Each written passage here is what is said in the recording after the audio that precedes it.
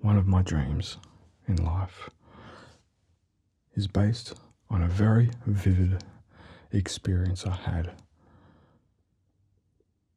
dreaming. And this dream, it's a very short, very simple dream, but it has ingrained itself in my mind and in my passions for something that I've just always wanted to do. And in life, sometimes things get in the way, things change. You forget about some of your dreams. But right now, I want to work towards making this dream a reality. Now, this dream is not a hard thing to make a reality. And it's one of the things that I most want to do in my life. It's not hard to do. It's quite easy. So I want you just relax. This video is going to go through a few different stages. So it's mostly going to be me just talking nice and softly for you. And that's something that people might find reassuring or relaxing. So my dream starts very simply. You know, it's hard to remember where dreams begin and they end, but I remember the middle part. All I can remember is that I was on a beach, and I know that this beach was in Australia. And I started walking down this beach. And that there is the majority of the dream. It's just simply walking down the beach. But I can remember a sense, a feeling that there was something at the end, a destination, a goal that was there waiting for me. And I believe it still is. Whether that goal is a simple feeling of accomplishment, a feeling that I've done it, that I don't know. But it's something that I'm going to make happen. But there's a problem. I don't really want to walk the length of the beach. I'm getting a bit old. So, something that I've always wanted is something that I'm going to need. But let's just go back to the dream. So I believe the dreams and things that we visualize while we're dreaming is very much a big part of the imagery that we see with our eyes. And our brain remembers a lot of it. And somehow, while you're dreaming, your brain somehow puts these images together. So for example, you watch TV, movies and things like that. They kind of, I believe they must form the basis of some dreams. And for me, I think the basis of this dream was me growing up as a child, watching and listening to someone that I find that I loved watching, and that was a man called Malcolm Douglas in Australia. And what he did was that he would get a four-wheel drive. He would take his camera equipment, which I would hate to think how big it was back then, and he would travel to remote parts of Australia that you just can't see unless you have a four-wheel drive. It's in the middle of nowhere. And I believe watching him growing up set this dream in motion, and one of my dreams was to travel the top end of Australia. And so here we begin traveling Australia. The first thing we're going to need is a vehicle. Now, there's not that many choices of vehicles that you would really consider a four-wheel drive. And so I'm going to try and set in motion some type of four-wheel drive that can get me there and get me back.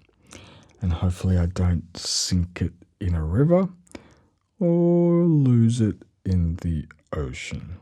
That would be my goal. I hope.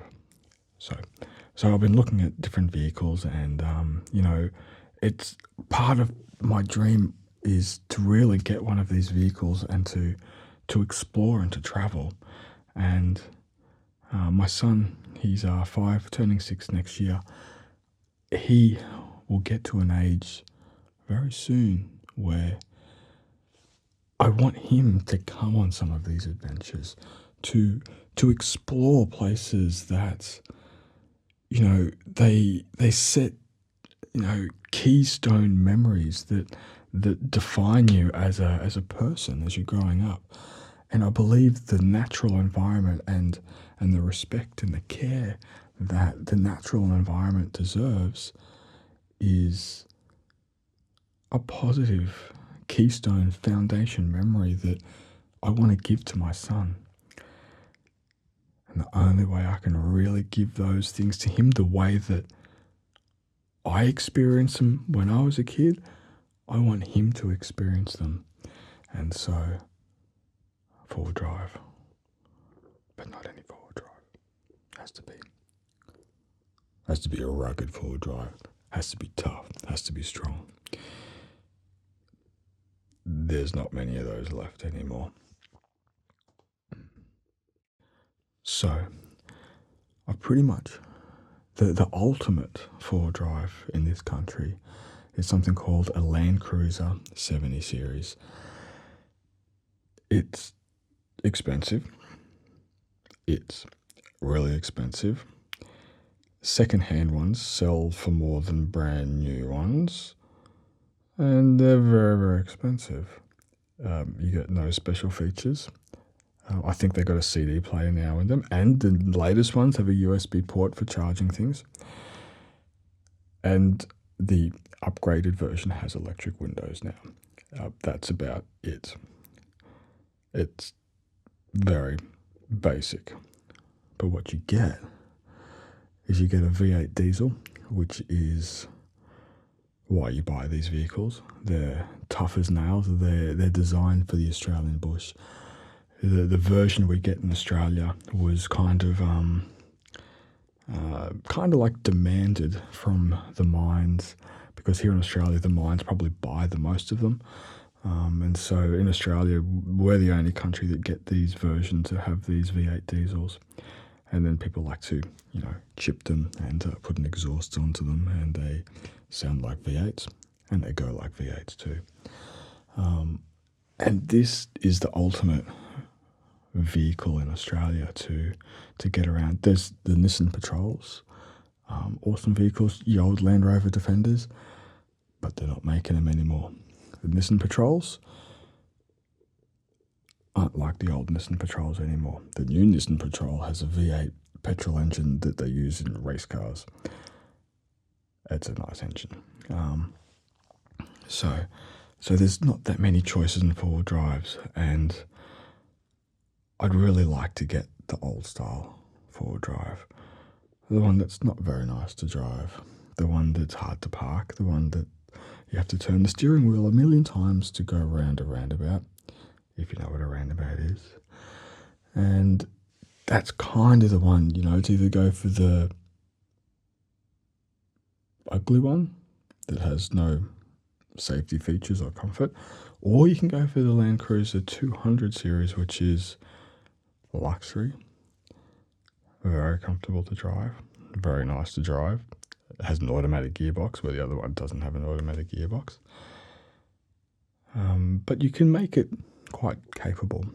So this is basically my dream, is to get one of these vehicles so that I can then start going to these locations that I've always dreamed about, always wanted to go. Here in Queensland, Australia, where I live, we're pretty lucky that there's lots of locations, beautiful places that you can visit. You have to have an appreciation and a love for nature and just the beauty of it. And maybe you guys can come on this dream and I can share some of these adventures. What I can do is I can try and share and visualize for you what something like this might entail for you. Now, a few notes over here. All right, so here I have a few images to share. So one of the first, I think the very first location I would go if I got a four-wheel drive with my son would be a place called Fraser Island. Now this island, it's the world's largest sand island, and the only way to get there is by barge. So you basically drive your vehicle forward drive onto the barge, and then you drive off the barge onto the beach, onto the island. That's it. There's no roads, no bridges, there's no nothing. There's some camping spot shops, but there's very limited stuff that you can buy. You really need to take everything with you that you need on the island. There are bits and pieces and stuff that you can get, but it's going to be limited. There are a few camping grounds. There's a few camping spots. I believe there's a few houses on there as well, and you could probably rent them. But there might even be some resorts, but I don't remember any being up there.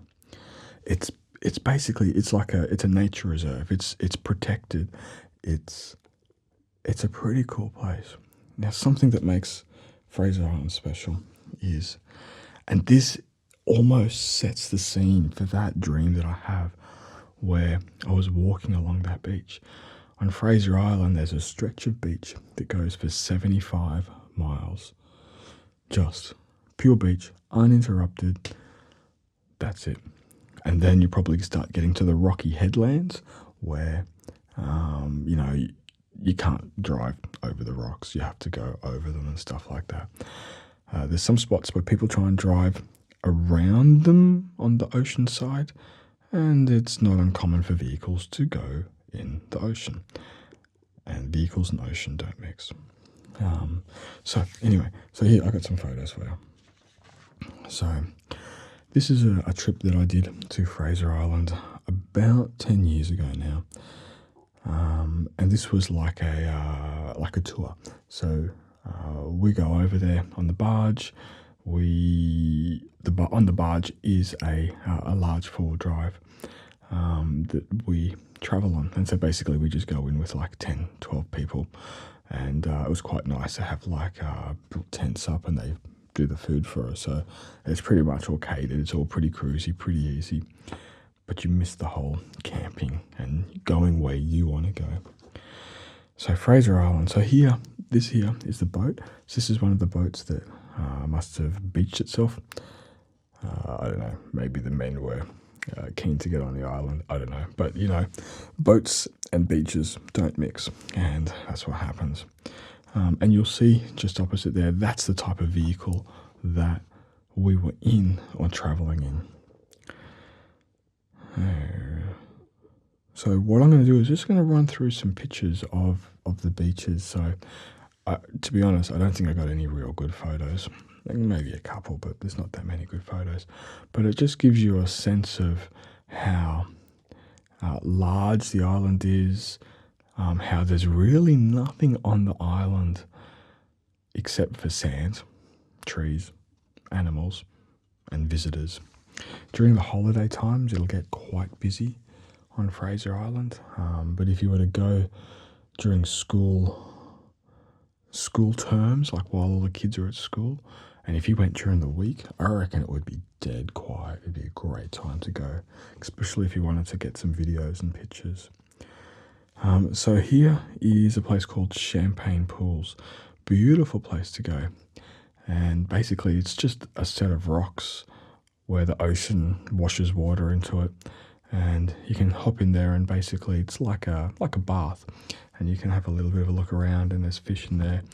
And this is the point where I was trying to get a photo of a fish, and a big wave come over the rocks and put salt water on my camera. Somehow the camera managed to work for the rest of this trip, but not much long afterwards. All right, so now I want you just to have a look at a few pictures. Here is just a magical place of the water was so clean, it was so beautiful. If you go to my YouTube homepage, and you'll see the blue up the top, the behind my text, that is actually one of these photos. And I kind of remember the scene of just the beautiful water, so crystal clear, so clean.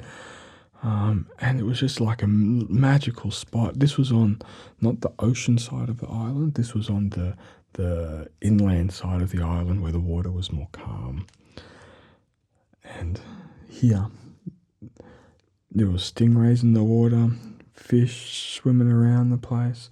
You could walk out for a mile and just have a look at stuff. Just be careful of the stingrays. You don't want to step on them. And it was just a beautiful, beautiful spot. And like there was just nobody there. And it was definitely one of my favourite spots on Fraser Island. But there's lots and lots of places on Fraser Island. And some of the animals that you'll see, we saw a few lizards, which I'll show you just here. They're called monitor lizards, so they're kind of like a large to medium-sized lizard. There was dingoes on the island. Dingoes in Australia have a bit of a history, and you kind of have to be careful of the dingoes because the dingoes have been known to cause some problems before. So, you got to be careful of your kids because these are wild animals. And to be honest, they're a predator. They're a dog, like a wolf. But the dingoes are really, really small on Fraser Island. There used to be horses on the island, and that used to provide a bit of a food source for the dingoes, but they've removed all of the horses, and there's not as much food for the dingoes now, so they have to sort of scavenge more. So on Fraser Island, there's sand dunes, and sand dunes, and sand dunes. And here's a few pictures of me running down a sand dune, running down the bottom to where there's water to jump in the water. There's something fun about running down sand dunes, or sliding down them if you had the appropriate equipment. And also, this is one of the things that make Fraser Island so special, is that it has magical, magical rainforests. They're not as good as the mountain rainforests, definitely not. But, it's so rare to have rainforests growing in sand. And, it just doesn't happen in many locations in the world. And the trees that were used there, I can't remember the name of the trees. I'll have to put it in the description somewhere. But there's trees in there that during the 1950s, they cut these trees down. And the trees were such a hard and dense wood that they used them as pylons to build piers in England, I think it is. And I think till this day, those piers are still standing because the wood from the trees on the island is just so resistant to the salt water that they haven't rotted away, which happens to most wood. And it's just beautiful. And another thing that's special about Fraser Island is it's full of freshwater creeks, full of freshwater lakes, turtles in the lakes. There's, you can go swimming in the lakes, which, I kind of like going swimming and stuff. And there's one of the most popular creeks is called Eli Creek. And that's a very, very common spot that literally every single person stops at. And it's beautiful. It's a freshwater creek running through the sand, flowing out into the ocean. There's lots of these freshwater creeks flowing out to the ocean as you drive up that 75-mile beach. And this creek, it's beautiful. You can walk up the walkway, and then what you do is you just hop in the creek and you just float. And you just float on down the creek. And inside the creek there's fish and there's eels and, things that live in the water and just normal stuff. And it's just a very relaxing place to go. And I'd love to go there, especially when there's no people. That would be awesome. So that there is just a little bit of imagery for you just to visualize what you might expect at Fraser Island. It has things, sand driving, dunes that you have to go up, dunes that you can run down, dunes you can climb up.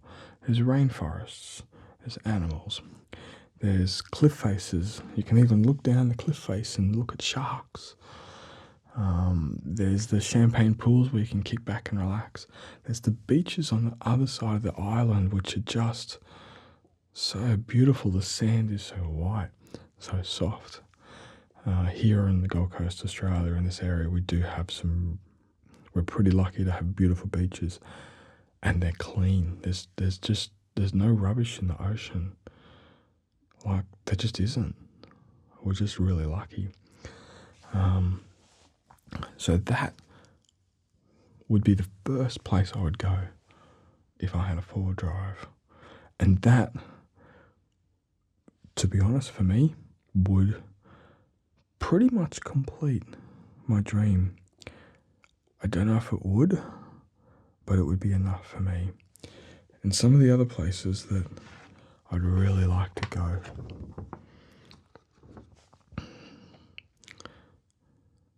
Northern Queensland, where I live. It's about 1,000 miles away, I guess you might say. Head north, and there's a place called the Telegraph Track. Now, the telegraph is a word that you use for the wire communications back in the old days, the Morse code, I think. And so this track was made to extend the telegraph wire, maybe World War II days or something like that. But what it is, this track is it's like for a four-wheel driver, not that I'm a four-wheel driver, but I hope to be one day. It's like the holy grail of four-wheel driving. There's mud, there's sand, there's multiple water crossings. There's something called, is it Gunshot Creek? That is not for the faint-hearted. That has damaged a lot of four-wheel drives. It's just drive in, down, that way. And you got to YouTube that and have a look at that, Gunshot Creek. Not for the faint-hearted, but there's always roads that you can go around, and I believe now you can pretty much bypass the whole track itself to get to the most northern part of Australia, because that's where it takes you. It takes you to the most northern part of Australia. And so this track, it's like the Holy Grail. It's got river crossings. It's got four-wheel drive tracks. It's got beautiful creeks that you can camp at and sit at, like Fraser Island. It has like all of these different terrains that you have to drive through at the top end of Australia to get to the most northerly point of Australia. And for me, I think it's not that far of a stretch to be able to do it. If I had the vehicle and I can do Fraser Island, I can go do Telegraph Track. But that's not the extent of my dreams. I have this dream of exploring in the same footprints as Malcolm Douglas, exploring one of the world's largest national parks. I think it is, I don't know. Kakadu National Park. It's just a complete area set aside for the Aboriginal people of Australia, so that it's just untouched. There are mining companies trying to get in there, but there's mining companies trying to get into everywhere in Australia. But, getting up to Kakadu is one of the places.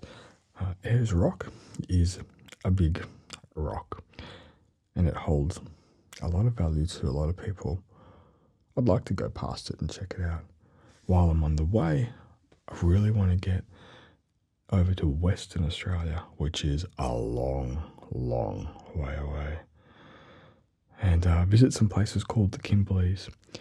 I just have all of these semi-vivid memories of watching Malcolm Douglas explore these places where there's just nobody. You literally throw a fishing line into a saltwater creek while you're avoiding the saltwater crocodiles over there.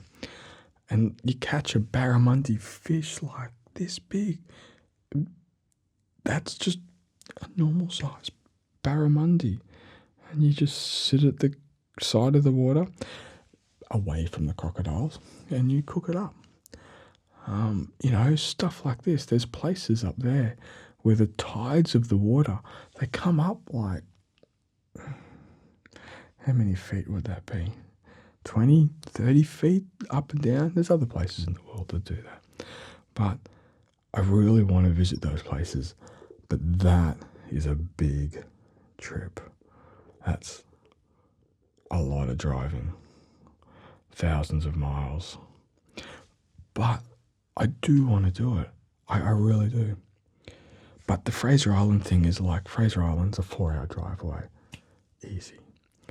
Telegraph Track, that's a 3-day drive away. It's not that far beyond being able to do.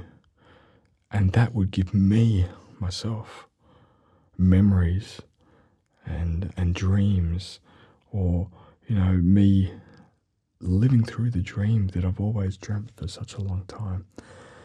I'm not a complex guy. I'm pretty simple, and I'd be very happy just to hop in a vehicle and drive to those locations. That there is one of my biggest dreams that I have in life, and I'm going to make it happen. Now, I have a little bonus thing for you. I thought you might like a few more photos of a place where I went about 10 years ago also, called Alabama Falls in the mountains behind where I live. Literally, it's like a 1.5 hour drive away, and it's about a 10-kilometer round trip walking to get there and get back. And it's a beautiful waterfall. And, I would have done this trip in autumn time, springtime. I'm guessing it wasn't winter. Wasn't summer, but probably in the middle. And so, I do the walk down there, and, I feel really happy when I'm in nature, and I just love, looking around and just seeing all of the new things, seeing what life is like in nature, and how, maybe not important isn't the word, but how it's a part of our lives, because it's where we live, and I see the beauty in the nature.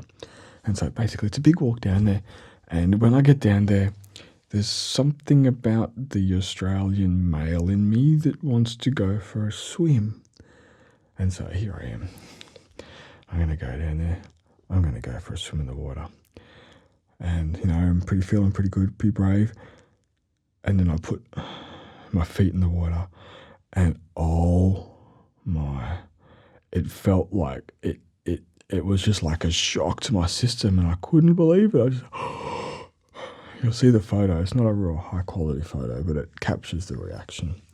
And so, being an Australian male, you have to be brave, and you can't show that you're scared of a little bit of water. So I went into the water, but it's also a confidence thing to know that you can go into this freezing cold water and allow your mind to not reject it and fight the thoughts of running away, but to just sort of relax and think, it'll be fine, you'll be fine, just trust it. And then I went further in, and oh man, I think up my legs, and I got like this instant headache feeling, and I was just like, geez. But I can't let the fear show.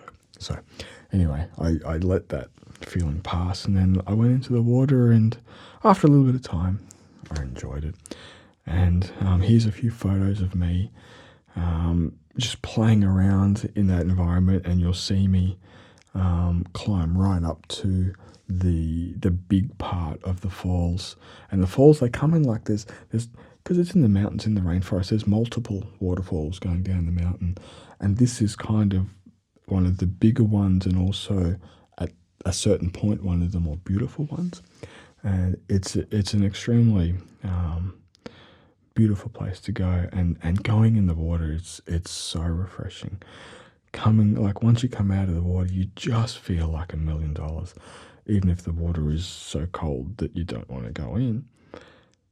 Afterward, you feel amazing coming out of the water, and that's something else that you feel here in Australia. The water, it's almost like it's a purifying type of an experience sometimes. And here's a little guy that we found in the same area. We found this freshwater crayfish. I guess he was about the size of a hand. I guess a medium-sized guy. So that was basically a freshwater crayfish. I have no idea how those guys get so high in the mountains. I always think about these things like, how do the fish get up those waterfalls? Like, you see the picture of that waterfall. How do they get up there? I can imagine the crayfish crawling. Well, I can't imagine it, but I know he could physically do it. So, because he can go on land, he doesn't have to go in the water. And I've seen the salmon in Canada, and I see them jumping up. But how do the other animals get up those waterfalls? Because the rain comes, the water goes down, it washes them down. How do they get up? There's certain questions in life which are worth asking. I hope you enjoyed listening to me ramble on about my dream, and I'm pretty motivated now to try and make it happen. This plan, I think about this like every day. I don't think there's a day in my life that goes on I don't think about this dream. But, life gets in the way and stuff like that. But my son is now getting at an age, and when he hits 7 years old, I want to hit the road and I want to take him places. At 5 years old, I don't know how well he's going to remember it. But I know once he gets to 7 and 8 years old, those memories are going to start. There's going to be more memories he's going to remember. And I really want, his first major memories to be of such of a, to go to special locations, to experience things and just to enjoy it. And, he probably won't remember most of the part where you're driving for days and days and days to get there. But I'm hoping that, they'll be there for him. And they're going to be my memories as well. And my memories of me experiencing these places with my son. And, that makes this dream just so much better. Thank you for listening. And